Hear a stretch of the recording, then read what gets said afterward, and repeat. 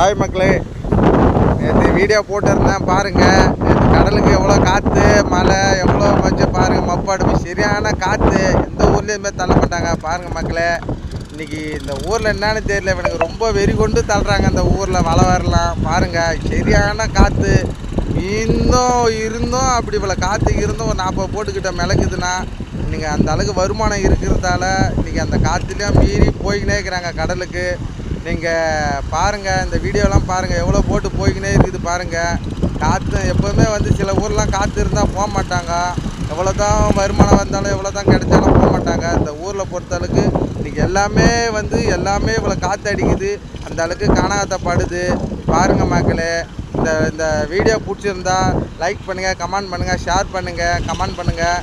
நீங்கள் பாருங்கள் மக்களே, இன்றைக்கி எவ்வளோ காற்று பாருங்கள். நாங்களும் போகலான்னு தேங்கி உக்காந்துங்கிறோம். நாங்கள் எங்கள் போட்டு ஒன்றும் செல்லலை.